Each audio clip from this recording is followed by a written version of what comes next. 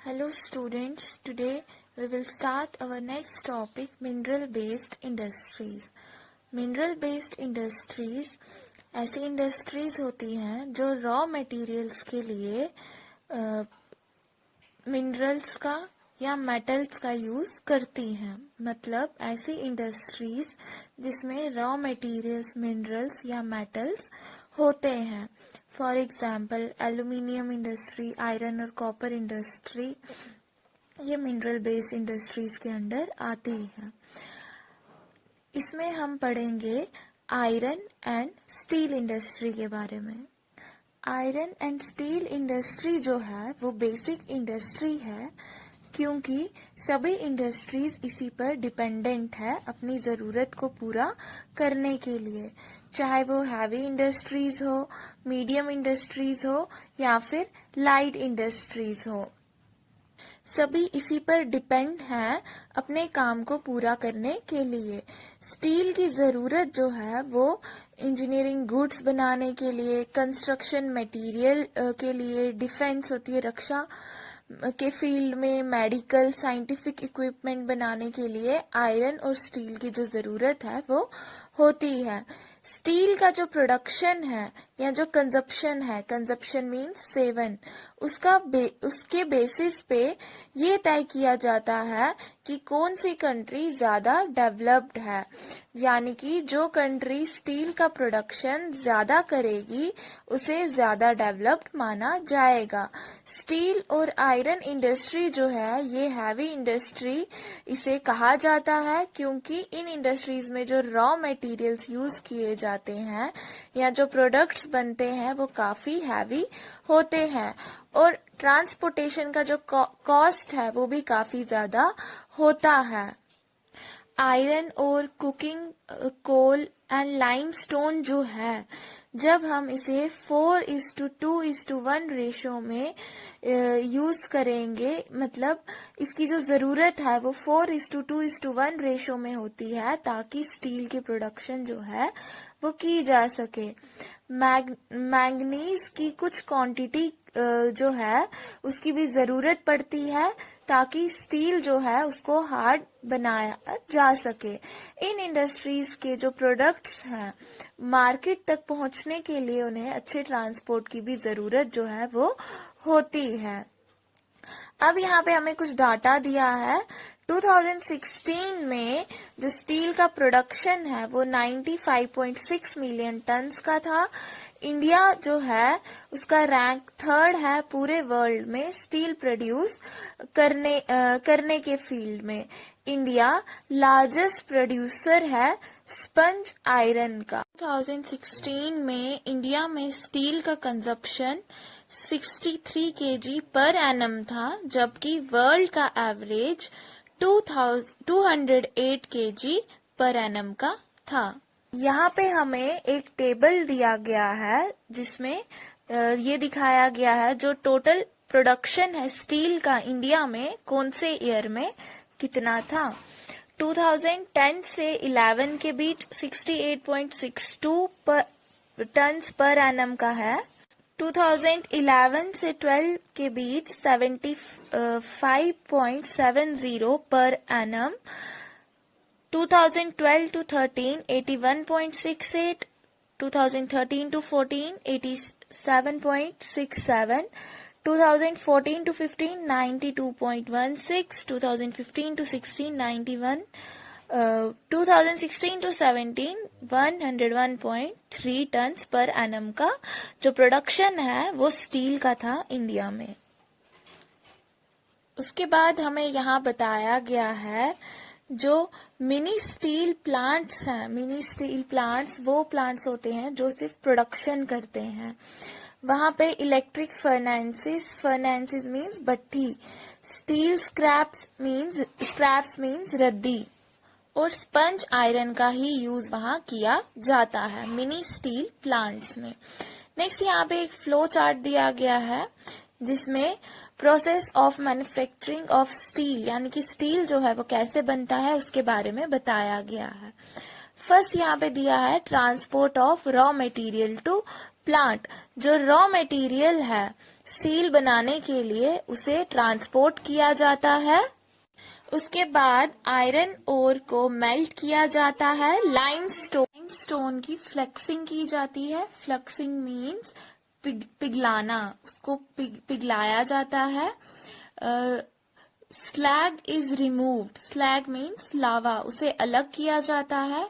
Coke को burn किया जाता है, हीट किया जाता है। नेक्स्ट में molten materials poured into molds called pigs. Pig iron means जो मोल्टन मटेरियल होता है। मोल्टन मटेरियल मीन्स जो पिघलाया हुआ मटेरियल बचता है उसको माउल्ड करके मीन्स उसको नई नई शेप्स जो है दी जाती है, जिसे पिग्स कहा जाता है। उसके बाद रोलिंग, यहाँ पे हम देख सकते हैं pig iron is further purified by melting and oxidising the impurities. Manganese, nickel, chromium are added. Pig iron जो है उसे फिर से प्यूरिफाई किया जाता है, मेल्ट करके, ऑक्सीडाइज करके। मैग्नीज, निकल और क्रोमियम जो है वो उसमें ऐड किया जाता है। उसके बाद शेपिंग मेटल, जो मेटल हमें मिलता है उसको शेप्स दी जाती है। रोलिंग, रोल किया जाता है। प्रेसिंग मीन्स दबाव डालकर वस्तुएं बनाई जाती हैं। कास्टिंग मीन्स डलाई। एंड फॉगिंग, फॉगिंग मीन्स लोहार जो है, लोहारी काम जो है उसे उसकी हेल्प से जो है शेप्स दी जाती है। तो ये प्रोसेस जो है मैन्युफैक्चरिंग ऑफ स्टील का ये ऐसे ही चलता रहता है। अब यहाँ मैप की हेल्प से हम देखेंगे कि हमें आयरन एंड स्टील प्लांट्स जो है इंडिया में कहाँ कहाँ देखने को मिलते हैं। सैलम जो कि तमिलनाडु में है, भद्रावती, विजयनगर ये दोनों जो है कर्नाटका में है। भिलाई जो कि छत्तीसगढ़ में है। उसके बाद दुर्गापुर और बर्नपुर दोनों वेस्ट बंगाल में है। बोकारा झारखंड में। यहाँ पे रौरकेला जो कि ओडिशा में है। जमशेदपुर। तो ये जो कुछ स्टेट्स हैं यहाँ पे हमें आयरन एंड स्टील इंडस्ट्रीज जो है वो देखने को मिलती हैं। जो इंटीग्रेटेड स्टील प्लांट्स हैं इंडिया में, इंटीग्रेटेड स्टील प्लांट्स जो है वो सब प्रोसेस एक साथ, वहाँ पे सब प्रोसेस जो है वो साथ ही होते हैं। मीन्स वहाँ पे रॉ मटेरियल जो है वो खुद इकट्ठा किया जाता है, स्टील वहीं बनाया जाता है, उसकी रोलिंग और शेपिंग भी वहीं की जाती है। अब जो पब्लिक सेक्टर जो इंडस्ट्रीज हैं यानी कि जो गवर्नमेंट स्टील प्लांट्स हैं वो स्टील को जो है steel authority of India limited SAIL के थ्रू मार्केट में बेचते हैं। 1950s में चाइना और इंडिया का जो स्टील का प्रोडक्शन जो है वो बराबर था, लेकिन आज जो इंडिया है वो चाइना से काफी पीछे रह गया है और चाइना लार्जेस्ट प्रोड्यूसर और कंज्यूमर जो है स्टील का पूरे वर्ल्ड में बन गया है। छोटा नागपुर प्लेट्यू जो है वो मैक्सिमम कंसंट्रेशन है आयरन एंड स्टील इंडस्ट्री का। कंसंट्रेशन मींस एकाग्रता, और इसका रीजन ये है कि इन रीजन्स में लो कॉस्ट ऑफ आयरन है, हाई ग्रेड रॉ मटेरियल मिल जाता है, चीप लेबर मिलता है। इंडिया स्टील प्रोड्यूसिंग के मामले में काफी इम्पोर्टेंट है वर्ल्ड में, लेकिन जितनी हमारी कैपेसिटी है उतना हम प्रोडक्शन नहीं कर रहे हैं। उसके रीजंस क्या है? कॉस्ट काफी हाई है, कुकिंग कोल जो है वो लिमिटेड अमाउंट में अवेलेबल है, लेबर की जो प्रोडक्टिविटी है वो काफी कम है, एनर्जी की सप्लाई कम है, इंफ्रास्ट्रक्चर जो है वो भी अच्छा नहीं है। जो स्टील का ओवरऑल प्रोडक्शन है वो सफिशिएंट है डोमेस्टिक डिमांड को पूरा करने के लिए। अब यहाँ बताया गया है लिबरलाइजेशन यानी उदारीकरण और फॉरेन डायरेक्ट इन्वेस्टमेंट की वजह से जो स्टील इंडस्ट्रीज हैं, आयरन एंड स्टील इंडस्ट्रीज हैं, उनको काफी बूस्ट मिला है। बूस्ट मीन्स बढ़ावा मिला है। हमें ये भी जरूरत है कि हम इस पर रिसर्च करें ताकि हम ज्यादा और अच्छा स्टील जो है वो प्रोड्यूस कर सके। अब यहाँ पे इस फिगर के थ्रू हम देख सकते हैं, इसमें स्टील प्रोडक्शन जो है इंडिया और चाइना में जो है उसे कंपेयर किया गया है कि इंडिया में कौन से ईयर में कितना स्टील जो है उसका प्रोडक्शन हुआ था और चाइना में उस साल में कितना प्रोडक्शन हुआ था। तो 2012 में इंडिया में 77.3 मिलियन टन्स का प्रोडक्शन हुआ था, जबकि चाइना में 731 मिलियन टन्स का प्रोडक्शन हुआ था। 2013 में इंडिया में 81.3 मिलियन टन्स का प्रोडक्शन हुआ था, जबकि चाइना में 822 मिलियन टन्स का प्रोडक्शन हुआ था। 2014 में इंडिया में 86.5 मिलियन टन्स का प्रोडक्शन हुआ था और चाइना में 822.7 मिलियन टन्स का प्रोडक्शन हुआ था। 2015 में इंडिया में 89 मिलियन टन्स का प्रोडक्शन हुआ था, जबकि चाइना में 803.8 मिलियन टन्स का प्रोडक्शन हुआ था। 2016 में इंडिया में 95.6 मिलियन टन्स का प्रोडक्शन हुआ था, जबकि चाइना में 808.4 मिलियन टन्स का प्रोडक्शन हुआ था। इस डाटा के अकॉर्डिंग जो इंडिया है वो चाइना के मुकाबले स्टील प्रोडक्शन के मामले में काफी पीछे है। नेक्स्ट हम बात करेंगे एल्यूमिनियम स्मेल्टिंग की। एल्यूमिनियम स्मेल्टिंग जो है ये सेकंड मोस्ट इम्पोर्टेंट इंडस्ट्री है, मेटलर्जिकल मींस धातु, इंडिया में, यानी कि एल्यूमिनियम स्मेल्टिंग इंडस्ट्री जो है वो सेकंड मोस्ट इम्पोर्टेंट इंडस्ट्री है इंडिया में। एल्यूमिनियम जो है वो लाइट इन वेट होता है, कोरोजन रेजिस्टेंट होता है। कोरोजन रेजिस्टेंट मींस इसमें कोरोजन मींस जंग और रेजिस्टेंस मीन प्रतिरोधी, मींस इसमें जंग जो है वो जो नहीं लगता है।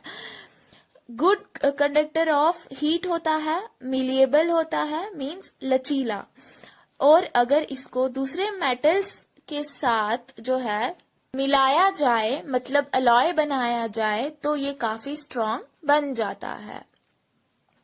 एल्यूमिनियम को यूटेंसिल्स, एयरक्राफ्ट्स, वायर्स बनाने में इसका यूज किया जाता है। पिछले कुछ सालों में ये काफी पॉपुलर हुआ है। अब कुछ इंडस्ट्रीज जो हैं एल्यूमिनियम यूज जो है वहां किया जा रहा है और स्टील, कॉपर, जिंक और लेड को रिप्लेस जो है एल्यूमिनियम कर रहा है। एल्यूमिनियम स्मेल्टिंग प्लांट्स जो है वो हमें इंडिया में कहाँ देखने को मिलते हैं?